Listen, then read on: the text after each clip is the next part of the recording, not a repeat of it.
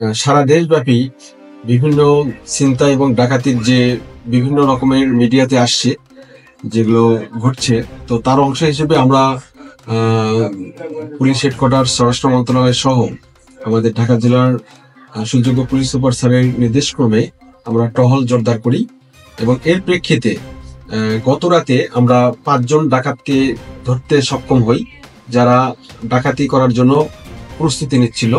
এটা আশুলিয়া থানাধীন নয়েরহাট এলাকার 22 মাইল জায়গায় নামক থেকে একটা কবরস্থানের পাশে।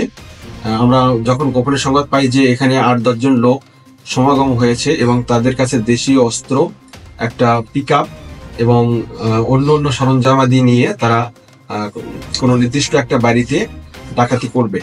তো এই নিউজটা আমরা টেকনোলজির মাধ্যমে জানতে পাই, কারণ আমাদের এই এলাকায় কারা কোন ধরনের অপরাধ করছে সেগুলোর কিছু কিছু আমাদের ইনফরমেশন পুলিশ হেডকোয়ার্টার্স থেকে আমাদের তথ্য প্রযুক্তির মাধ্যমে জানানো হয়।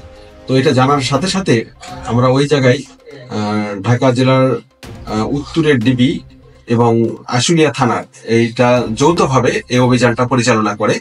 এই অভিযানে 5 জনকে আমরা গ্রেপ্তার করতে সক্ষম হই, যারা আন্তঃজেলা ডাকাত দলের সর্দার, এবং এর মধ্যে থেকে 3 জন নাম আমরা জানতে পেরেছি যারা পলায়ন করেছে এবং অজ্ঞাত 2 জন।